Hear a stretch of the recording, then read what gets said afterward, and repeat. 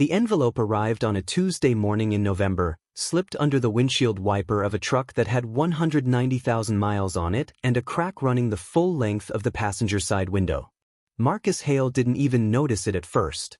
He was too busy carrying 2 cardboard boxes out of the building where he had worked for 11 years, the last remnants of a life he had spent every waking hour building, now reduced to a banker's box and a half-empty box of protein bars from his desk drawer. His hands were shaking. Not from the cold, though it was 31 degrees that morning in Clearfield, Pennsylvania, frost still clinging to the yellow grass in the parking lot.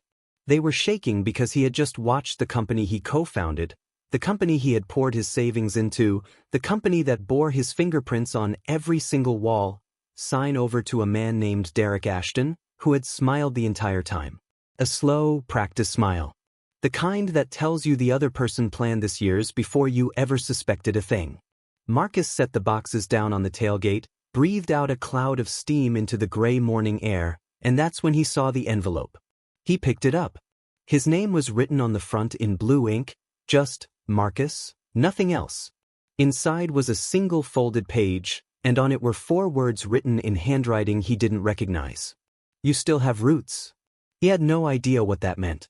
He shoved it into the pocket of his flannel jacket and drove away, because what else do you do when everything has just been taken from you and your 9-year-old son is waiting for you at school expecting to be picked up by a man who still has a future? But here's the thing about that note, about those 4 words, about that falling apart truck pulling out of that parking lot with a man who had nothing left.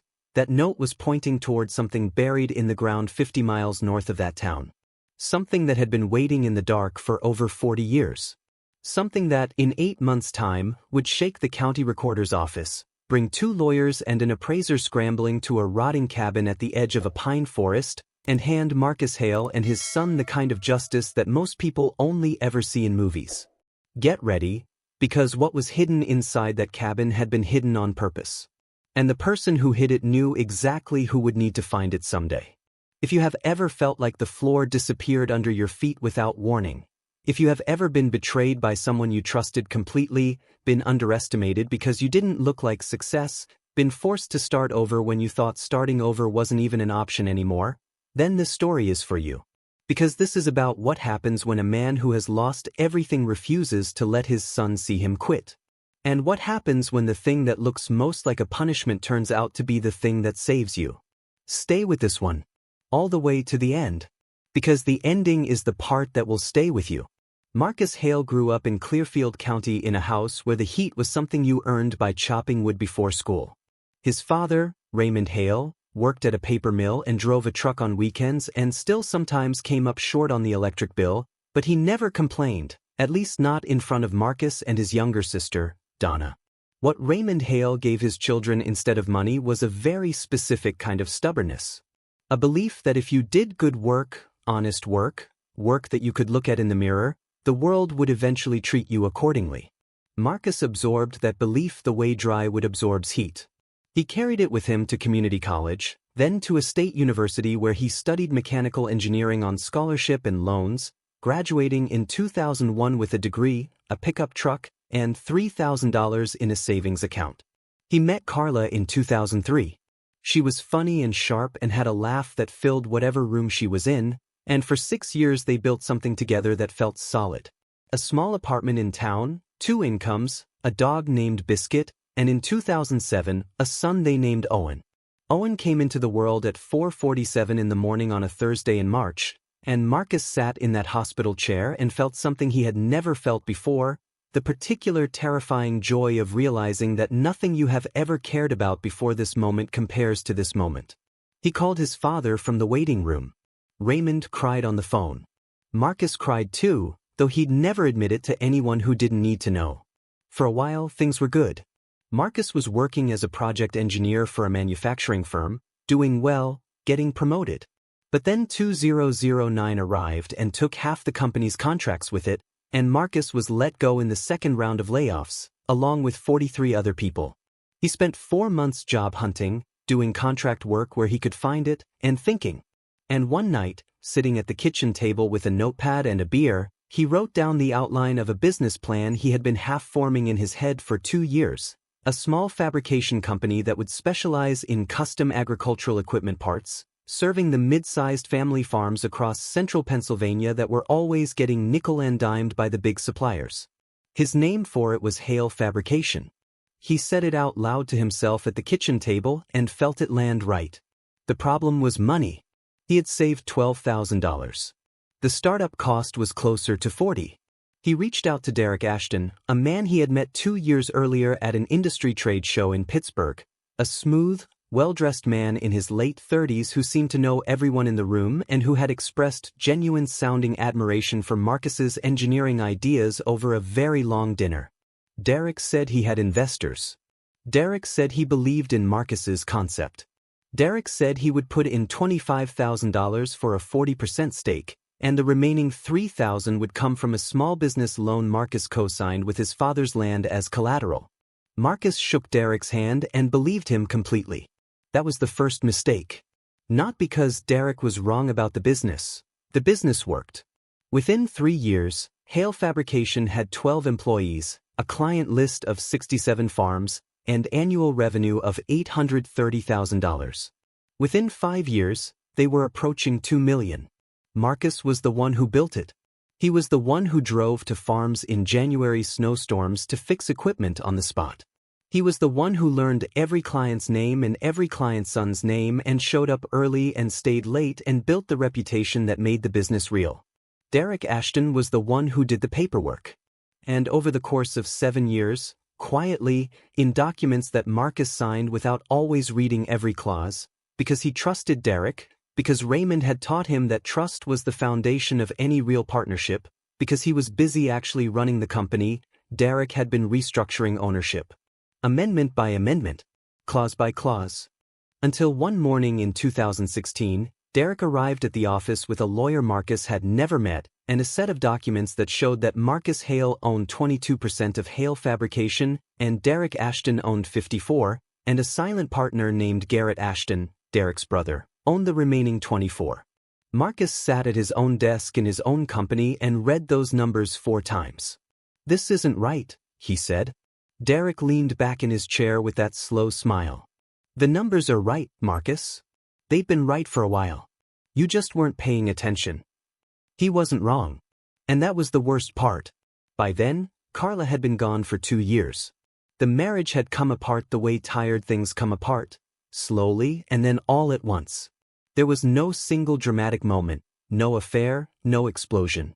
Just 2 people who had grown in opposite directions while pretending not to notice, until one morning Carla sat down across from Marcus at the breakfast table and said, very quietly, that she needed to leave. She moved to Pittsburgh. She was civil about it, even kind. The custody arrangement gave Marcus Owen every weekday and alternating weekends, which suited Owen fine because Owen, at 9 years old, was the kind of child who needed consistency more than anything else. Same breakfast, same route to school, same bedtime, same Saturday cartoons. He was quiet and observant and deeply attached to his father in that way that children are when they sense that a parent is working very hard not to fall apart. So when Marcus drove away from the Hale Fabrication building that November morning with his 2 boxes and his cracked windshield, the thought that hit him hardest wasn't about money or justice or Derek Ashton's smile. It was about the pickup line at Clearfield Elementary at 3:15, and the fact that Owen would be standing on that sidewalk expecting his father to arrive, and his father was going to arrive, but the father who showed up was going to be a different version than the one Owen had known yesterday. Marcus arrived on time. He always did. Owen climbed into the truck and immediately asked why there were boxes in the back seat. Marcus said they were just some work things. Owen looked at him for a long moment with those dark, serious eyes and said, "Are you okay, Dad?" Marcus put the truck in drive and said, "Working on it, bud." That was true. It just didn't begin to cover the size of the problem. The immediate numbers were brutal. After Derek's legal team completed the ownership transfer, Marcus received a buyout check for his 22% stake, $97,400. That sounded like money until you subtracted the $31,000 in outstanding legal fees from his own lawyer, the $14,200 he still owed on the business loan his father had co-signed, and the $8,500 he owed in back taxes that had been deferred during the legal dispute. What remained was $43,700. In a county where a decent two-bedroom rental ran $1,100 a month, that was not enough to rebuild anything. It was enough to tread water while he figured out what came next. He and Owen moved out of the house they'd been renting, too expensive now, and into a second-floor apartment on Moshannon Street, a narrow, drafty two-bedroom that cost $780 a month and had a radiator that knocked so loudly on cold nights that Owen sometimes thought someone was trying to come in through the wall. Marcus bought Owen earplugs and told him it was the building talking. Owen was not entirely convinced but accepted this with the pragmatism of a child who has learned to choose his battles. Marcus applied for engineering positions at 12 different companies in Pennsylvania and Ohio. He heard back from 4. 2 led to interviews. Neither led to jobs. He was told in one case that they had gone with someone with more recent experience, and in the other case he was told nothing at all, which was somehow worse. He picked up contract work where he could, a machinery inspection gig that paid $28 an hour and lasted 3 weeks, a consulting job for a small manufacturing firm in State College that lasted 6 weeks and then lost its funding. He drove for a delivery service on weekends when Owen was with Carla. And then, in February, Raymond Hale died. It was a heart attack, quiet and sudden, at home on a Sunday morning. Raymond was 71 years old. He had never been sick a day in Marcus's memory, or rather, he had been sick plenty, but had never allowed anyone to acknowledge it. He was found by a neighbor who noticed the front door left open in 20-degree weather. Marcus drove the 50 miles to his father's house in the town of Belton and sat in the kitchen for a long time before he could bring himself to look at anything else. There wasn't much of an estate. Raymond had been a practical man with practical things. A 19-year-old truck, a collection of tools, a wood stove, some furniture, a modest savings account with about $6,000 in it, and 3 acres of land on the outskirts of Belton with a collapsing cabin on it that Raymond had bought at a tax auction in 1989 for reasons that Marcus had never fully understood. The land was swampy on one end, heavily wooded, bordered by a creek that flooded every spring, and home to a structure that had been, at some point, a one-room trapper's cabin, now barely standing, roof half-caved on the east side, windows gone, floor rotted through in multiple places. Raymond had never done anything with it. When Marcus was a teenager and had asked about it once, Raymond had said, simply, "That land's got history. Leave it alone." Marcus had always assumed his father meant that as a warning. Now he wasn't sure. After the estate was settled, the cabin and its 3 acres, officially listed in the county records as Parcel 7-118B, assessed tax value of $2,200, went to Marcus. His sister Donna, who had moved to Seattle a decade ago and had no interest in rural Pennsylvania, signed over her half-share without complaint. The county had assessed the land at $2,200 and had, in fact, sent a delinquency notice suggesting the back taxes of $412 needed to be paid or the parcel would go back to tax auction. Marcus paid the $412 and became the legal owner of 3 acres of swamp, pine forest, and a collapsing cabin at the edge of Belton Township. His neighbor on Moshannon Street, a retired teacher named Phyllis who had lived there for 22 years and who had developed a grandmotherly attachment to Owen, asked Marcus one afternoon what he was going to do with the property. Marcus said he didn't know. Phyllis nodded slowly and said, "Well, sometimes a burden is just a burden. And sometimes it's the thing you needed to carry." Marcus thanked her politely and went back upstairs and sat at his kitchen table and looked at the forward note he had found on his windshield in November, still tucked into the pocket of his flannel jacket. "You still have roots." He thought about his father. He thought about that land. He thought about 3 acres of nothing and $43,700 dissolving month by month and a 9-year-old boy with serious eyes who had not complained once about the apartment or the earplugs or the fact that they ate a lot of pasta now. That was when Marcus Hale made a decision that most people in his position would not have made. He decided to move to the cabin. Not because it was a good idea. Because it was the only idea that didn't cost money. It would shrink. He would spend the summer repairing the cabin himself. He had the engineering skills. He had his father's tools. He had time in the evenings and on weekends. He enrolled Owen in school in Belton for the fall semester, gave Carla a heads up about the change, and on a Thursday morning in April, Owen's spring break, They loaded the truck and drove north. The cabin was worse than he remembered. Standing in front of it with Owen beside him in the pale morning light, Marcus took a long breath of cold pine-scented air and assessed the damage with the clinical eye of someone who has learned to see problems as solvable rather than fatal, though this required some effort. The east roof section had completely given in, exposing the interior to the sky. The wooden floor was gone in the northeast corner, just bare earth below. The south-facing wall had a crack running from window to foundation. The door hung at an angle from one hinge. The stone fireplace on the north wall was intact, which was something. The creek, visible through the tree line about 60 yards east, was running high with snowmelt. "Cool," said Owen. Marcus looked at him. "You think?" Owen nodded seriously. "It's like a fort, but a real one." Marcus laughed. A real laugh, the first one in a while. He put his hand on his son's shoulder and said, "Yeah, that's exactly what it is." They set up the tent that first night inside the cabin's intact western section, with a small camp stove and sleeping bags and the knowledge that they had no running water, no electricity, and approximately one solid wall between them and the April wind. It was 38 degrees. The tent was a good one. They ate soup from a can and played 20 questions in the dark until Owen fell asleep, and Marcus lay there listening to the creek and the wind and his son's breathing and thought, "I have to make this work. Not for me. For him."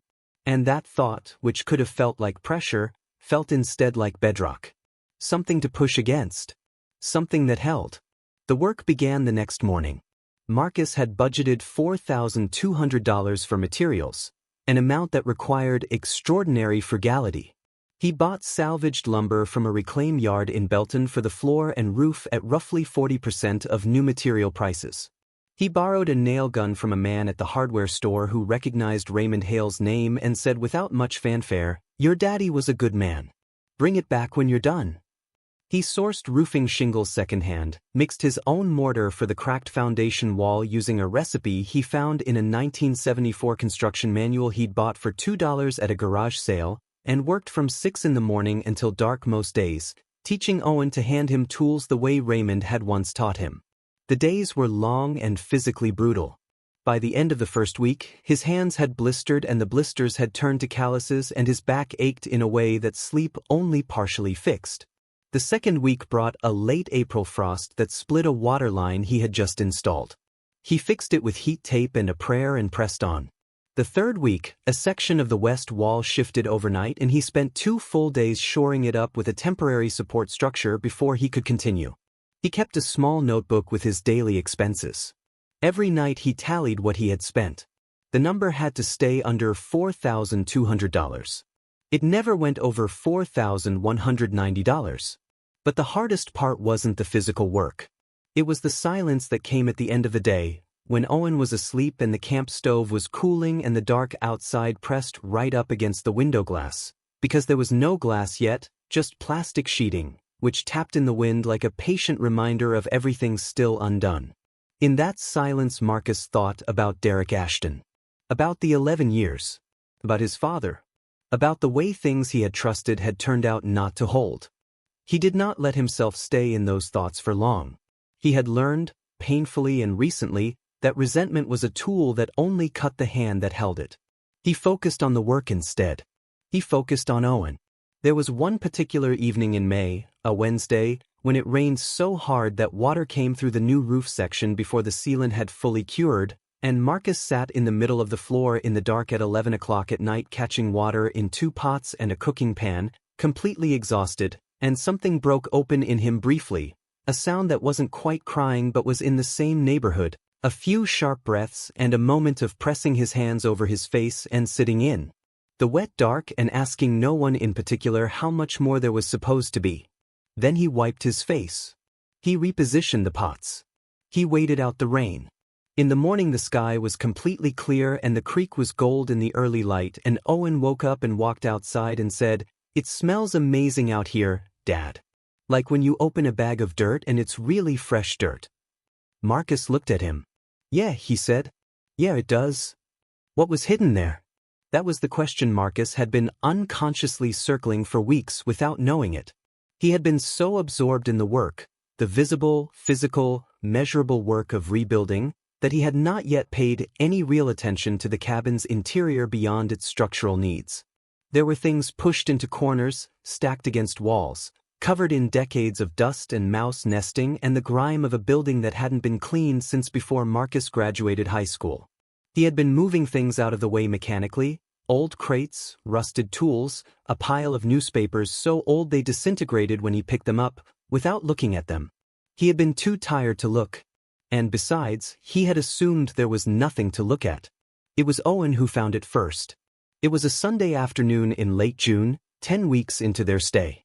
The cabin was functionally repaired by now, roof solid, floor complete, walls sealed, electricity run from a small generator until they could get a proper connection, water from a well that Marcus had cleaned and tested and declared safe. Marcus was outside finishing the exterior wall paint when Owen came to the door and said, in his particular careful way, "Dad, there's something under the floor." Marcus turned. "What do you mean, under the floor?" "I was cleaning the corner by the fireplace and the board moved. There's a space under it." Marcus climbed down from the ladder. The loose board was in the northeast corner, beside the fireplace, in an area where the original flooring had been partially intact and Marcus had repaired around it rather than replacing it completely. When Owen had been sweeping the corner, a chore Marcus had assigned him, the broom had caught the edge of the board and shifted it. And there was, beneath it, a gap. A deliberate gap, not a decay gap, not a settling gap, but a carved-out rectangular space about 18 inches wide, 14 inches deep, and roughly a foot below the surface of the subfloor. Marcus knelt and looked. He reached in and felt something solid. He pulled it out. It was a tin box, the kind that once held tobacco or cookies, about 8 inches wide and 5 inches tall. It was wrapped in a piece of oilcloth tied with a cord, rotted through now, coming apart when he touched it, and inside the oilcloth was a layer of waxed canvas, still intact. Marcus peeled the canvas back carefully. Inside the tin he found 3 things. He found a small leather-bound notebook, the pages brown at the edges, the handwriting faded but legible. He found a folded document, official-looking, with a blue ink seal that had dried and cracked but was still visible. And he found a small brown envelope, the kind banks used to use, with something hard and flat inside. He set them on the floor beside him. He and Owen looked at them for a moment. "What are they?" Owen asked. "I don't know yet," Marcus said. And that was completely true. He opened the notebook first.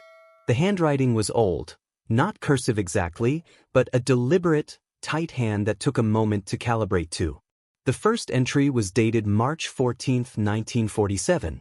The writer identified himself on the first page as Elias Hale, Belton Township, Pennsylvania. Elias Hale, Marcus's grandfather's older brother, a man Marcus had heard mentioned exactly twice in his life, both times briefly, as a relative who had gone his own way and about whom Raymond had said very little. The notebook was a record. 46 pages, entries spanning from 1947 to 1961, describing in careful, methodical detail the running of a small operation that Elias had apparently been conducting from this cabin and the land around it. Not a criminal operation, the opposite. Elias Hale had been, according to his own records, a self-taught mapmaker and land surveyor who had spent the 1940s and 1950s conducting informal surveys of the surrounding county in exchange for cash and goods from local farmers who needed property boundaries clarified without paying a formal surveyor's fee. But the last 14 pages of the notebook were different. They were not records of other people's land. They were records of Elias's own land, this parcel and 4 adjacent parcels, which Elias had carefully surveyed and documented in the early 1950s after purchasing them through private agreements with their owners. The notebook described boundary lines, elevations, and one other thing, a geological notation, written in Elias's tight, careful hand, dated June 3, 1958. Seepage visible at Northeast Creek Bank. Shale layer. Sulfur smell. Consistent with formation reports from Center County, 1954. Marcus read that line 3 times. His engineering brain recognized it immediately, but he told himself to slow down. He told himself not to assume. He put the notebook down and opened the folded document. It was a deed. Or rather, it was 5 deeds, 5 separate property transfers, dated between 1951 and 1959, all bearing proper legal language and county notarization, all transferring land from various named individuals to Elias Raymond Hale of Belton Township, Clearfield County, Pennsylvania. The 5 parcels, when read together with the parcel numbers and boundary descriptions, formed a contiguous block of land.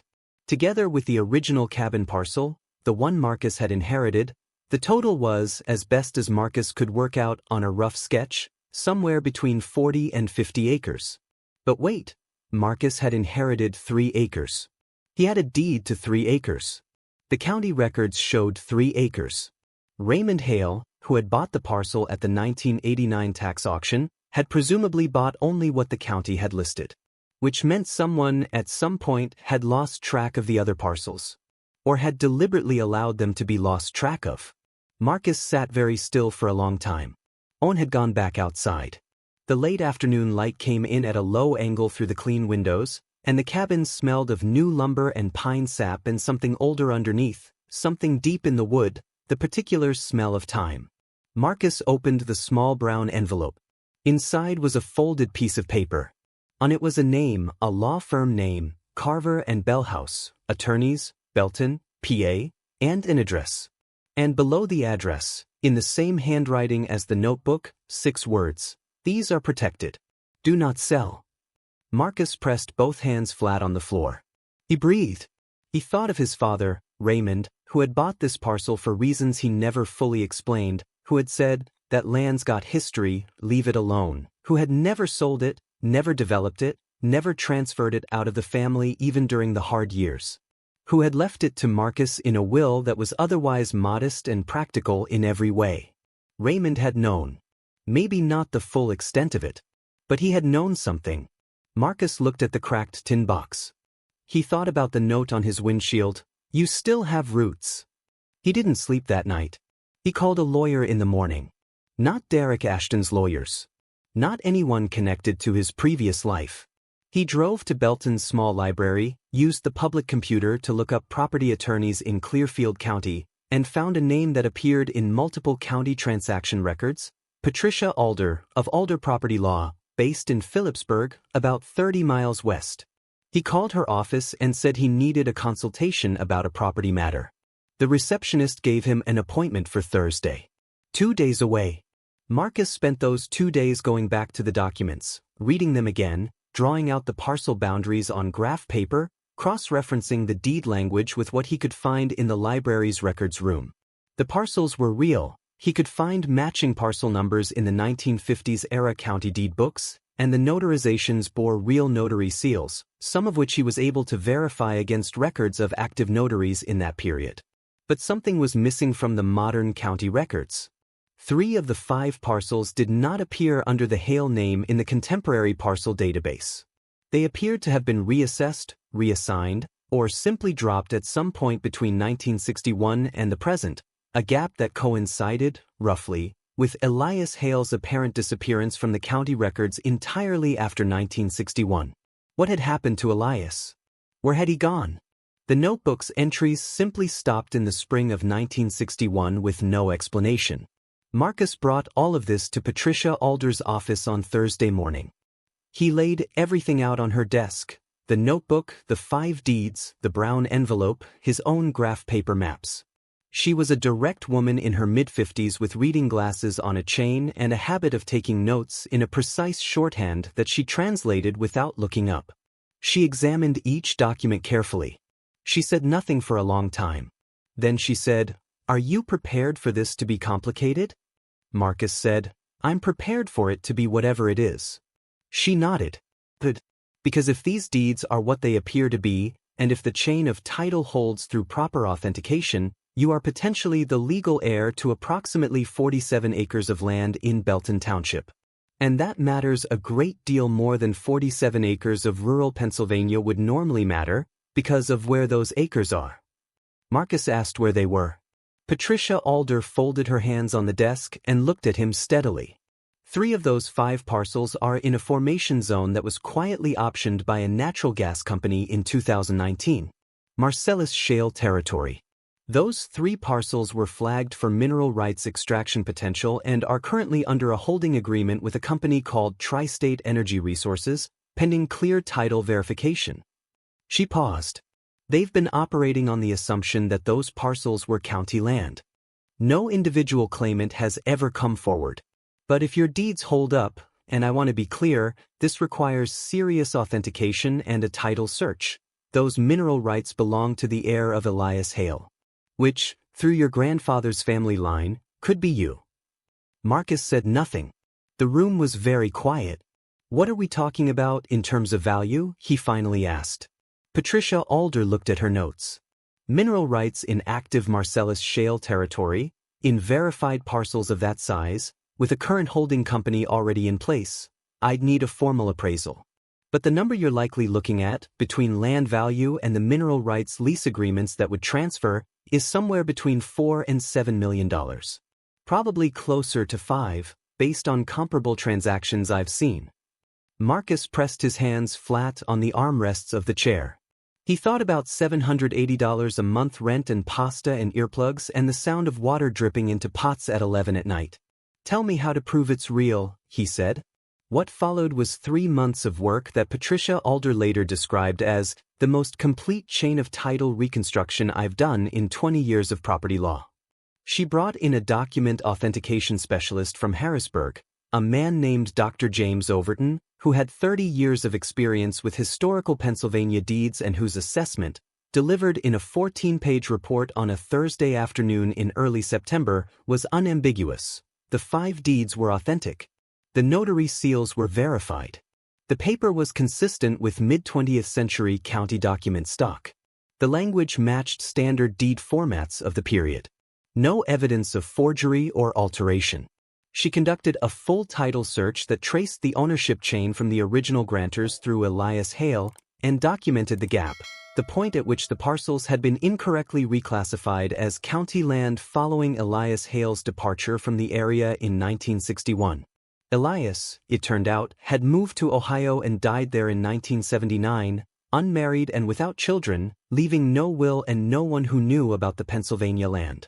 The parcels had been quietly absorbed into county records through a combination of bureaucratic error and, in at least one case, what Patricia described in her notes as a transaction that requires further review, meaning that someone had likely taken advantage of the administrative gap. Patricia filed the formal title claim with Clearfield County in September. Marcus was present when she submitted the paperwork. He wore a flannel shirt and work boots because he had come directly from finishing the exterior trim on the cabin, and the woman behind the records counter looked at him for a moment before looking at the stack of documents Patricia placed on her desk and then looked at him again. "This is a significant filing," she said. "Yes," said Patricia. "It is." The county review took 6 weeks. During those 6 weeks, Tri-State Energy Resources received notification of the pending claim. And here is where the story, which had been moving slowly and purposefully towards something, broke suddenly open. Tri-State's legal team responded within 4 days. They hired a local attorney named Gerald Bosch, the same Gerald Bosch who had, in a different professional context, handled several property transactions for Derek Ashton's real estate portfolio over the years. Marcus did not know this at first. Patricia found it when she did her standard opposing counsel background check, and she called Marcus on a Tuesday evening to tell him, "I need you to stay calm," she said. "And I need you to trust the documentation we have, because it's solid." But Derek Ashton is a minority investor in Tri-State Energy Resources. He's been one since 2021. His attorney just filed a challenge to your title claim arguing that the deeds lack continuity of possession. Marcus sat in his repaired cabin, in the amber light of the propane lamp, and felt something settle in him that was not anger, exactly, but was adjacent to it, a kind of final, clarifying recognition. Of course Derek was connected to this. Not because Derek had engineered it from the beginning, the timeline didn't support that, and the Elias Hale land had been unknown to everyone for decades. But because Derek Ashton moved toward opportunity the way water moves toward low ground, and when he found out that a former business partner had stumbled onto a valuable property claim, he had done what he always did, tried to insert himself between the value and the person it rightfully belonged to. This time he was too late. Patricia's response to the Bosch challenge was 42 pages and included the Overton authentication report, the full title search documentation, 3 expert affidavits on Marcellus Shale mineral rights law, and a separate brief addressing the continuity of possession argument that, in Patricia's words, dismantled it at the foundation. The county title examiner completed the review on November 19, exactly 1 year and 8 days after Marcus had driven away from Hale Fabrication with his 2 cardboard boxes. The ruling was in Marcus's favor. The 5 parcels were officially retitled in the name of Marcus D. Hale, legal heir to Elias Raymond Hale, effective November 19. The mineral rights to the 3 Marcellus Shale parcels were confirmed as transferred with the land title. Tri-State Energy Resources, faced with a confirmed title holder and a legally airtight claim, had 2 options: walk away from their holding agreements or negotiate a lease. They negotiated. The final lease agreement, signed in December, provided Marcus with an upfront signing payment of $1.2 million, a per-acre royalty rate that Patricia had pushed hard to maximize, and a long-term royalty structure that the appraiser estimated at a present value of approximately $3.8 million over the lease term, for a total value of just over $5 million, exactly as Patricia had estimated. Derek Ashton's challenge had cost Tri-State's legal team an estimated $80,000 in fees, generated unfavorable publicity about the company's title verification practices, and achieved nothing. Derek himself, according to a brief item in the county legal notices, the kind that most people never read, was removed from Tri-State's investor board in January, reportedly over governance concerns. Gerald Bosch submitted a billing invoice that went unpaid for 3 months before going to small claims court. Arrogance, Marcus had learned, had a consistent flaw. It assumed the other person had no foundation to stand on. It never checked for roots. Marcus did not move into a large house. He did not buy a new truck immediately, though eventually he did, a used one 4 years old with no cracks in the windshield. He paid off his business debts first, including the full amount his father had co-signed, which felt important in a way he couldn't fully articulate but which had something to do with completing a circle that Raymond had opened. He set up a college fund for Owen, fully funded, immediately, and another investment account for Owen's adulthood that was not touched. He hired a contractor to fully restore the cabin properly and build a second small structure on the property for storage and workshop space, because he had come to love that land in a way that surprised him. The smell of it in the morning, the creek sound, the way the pine trees held light in the afternoon. He stayed. He started a new engineering consulting business, small, on his own terms, with clients he chose carefully and contracts he read word for word. Within a year he had 5 steady clients and a reputation for being the kind of engineer who showed up when he said he would and fixed what he said he'd fix. He worked from a desk in the cabin, with Owen's drawings tacked on the wall beside the window and a view of the tree line and the creek. Owen turned 10 in the spring of the cabin's first full year. For his birthday, Marcus gave him a notebook, a proper bound notebook with blank pages, and a set of colored pencils because Owen had started drawing maps. Not functional maps. Imaginary ones. Islands and mountains and cities with names he invented. Owen had started this, Marcus realized, around the time he had found the tin box in the floor, as if the discovery of Elias Hale's careful surveying records had planted something in him. Marcus watched Owen sit at the kitchen table and draw on a Saturday morning, focused and serious, the colored pencils moving in precise lines, and he thought about seeds and soil. About the way some things are planted in the ground before the person who needs them is even born. About how his great-uncle Elias, a self-taught mapmaker who had died in Ohio in 1979 without knowing what he left behind, had nevertheless left something carefully documented, carefully sealed, carefully buried, as if some quiet instinct in him had understood that care and precision outlast the person who practices them. That tin box had been in the ground for over 40 years. It had survived mice and rot and water and the long indifference of decades. Because Elias had wrapped it right, documented it right, done the work right even when no one was watching, even when no reward was guaranteed, even when the world moved on and forgot him. Raymond had known to leave the land alone. Had known it had history. Had paid the taxes on it year after year. Had told Marcus, with a simplicity that Marcus had once taken for vagueness, leave it alone. It's got roots. Everything that had been taken from Marcus, 11 years of honest work, a company built from nothing, the ordinary confidence of a man who thought he understood how the world worked, all of it had pointed him, step by humiliating step, toward this land. Toward this corner. Toward a loose board in a restored floor and a boy with serious eyes who noticed things. You can steal someone's harvest, Marcus thought. But you can't steal roots. The roots are already in the ground. You just have to survive long enough to find them. On a Friday morning in December, the first real cold snap of the season, 12 degrees at dawn, the creek filmed with thin ice and the pine trees dusted with the first snow, Marcus sat on the cabin's new front step with a cup of coffee and watched Owen walk out to the tree line in his winter coat, head down, following some track or some thought, the way children do when they are working something out. The document signing had been completed the day before. The numbers were real. The account existed. The future was, for the first time in 2 years, something he could see rather than just aim at. He thought about the note. You still have roots. He had never found out who left it.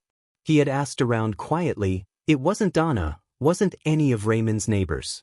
It remained, as some things do, a clean mystery. A gift with no return address. He had kept it in the pocket of the flannel jacket. He kept it still. Owen turned at the tree line and waved back at his father. Marcus raised his coffee cup. The steam went up and disappeared into the cold, clear air. Starting over isn't the end. Sometimes starting over is the only way back to the beginning, to the thing that was yours before you knew it was yours.